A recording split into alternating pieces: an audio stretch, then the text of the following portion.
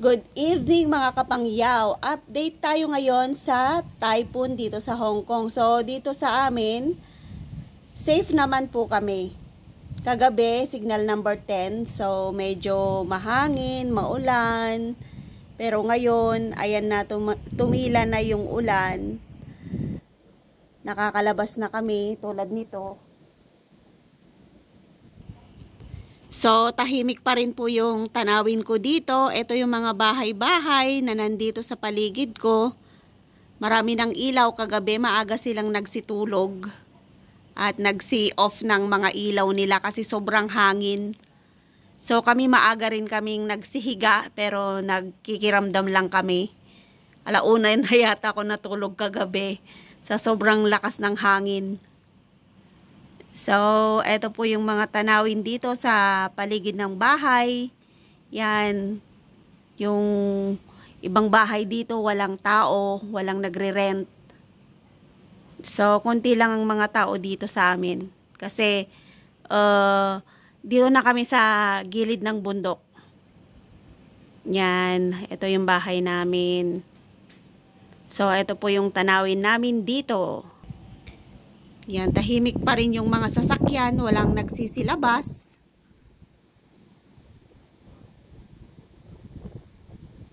O, nakikita nyo, walang katao-tao dyan. Dati pag ganitong gabi, ang daming naglalakad ng mga aso, nagtatapon ng basura. Pero ngayon, tahimik. Ang dilim po. Pinaka-last yung side namin, kami na yung pinaka-last. So, ganito po yung nakikitang tanawin dito. Ayan, naalis yung pulang kotse.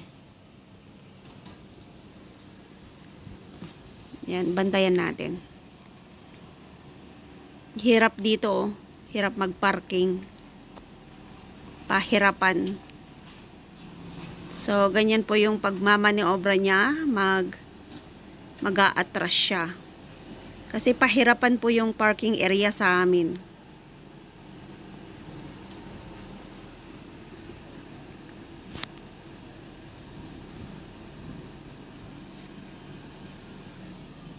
O, tingnan nyo, pahirapan talaga, no? Ang hirap mag-park. Ayun, no? Ano na siya, nakadikit na siya sa isang sasakyan. Hindi ka basta ura-urada magpatakbo ng sasakyan dito. Kung nagmamadali ka, nako, maglakad ka na lang. Kasi yung ano namin, yung pathway namin dito, yung road namin, single way lang siya. So, pag nagmamadali ka talaga, nako, pahirapan yan.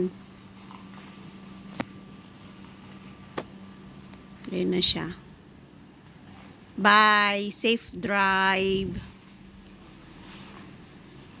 Yun, lumayas na.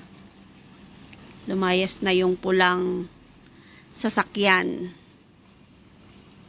So, eto na po yung update namin. Umaambon pa rin. Signal number 3 pa rin ngayon. So, tahimik na po yung Hong Kong. Yan, safe na po sa amin. Pero sa ibang lugar, binabaha pa rin. Sana bukas, kasi holiday namin bukas, Sunday. Sana wala ng ulan na malakas, wala ng hangin na malakas, para mag-enjoy naman kami sa rest day namin. Pero bukas, mag-send ako ng box. So, pupunta po ako ng Shatin.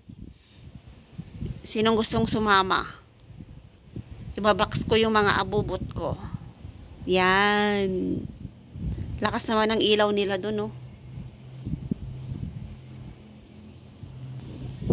So, dito ko na po tinatapos ang ating update dito sa Bagyo.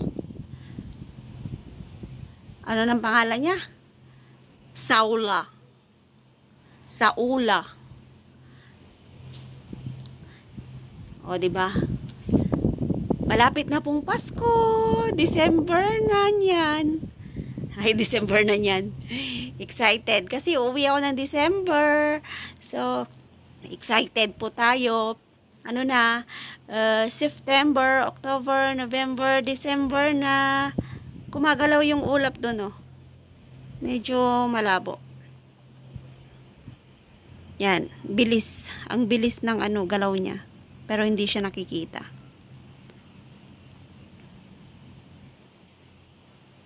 So, bye-bye! Thank you for watching Linjigo Vlogs. Please subscribe and don't forget to ring the bell for more videos. Maraming salamat po sa inyong lahat. Bye-bye!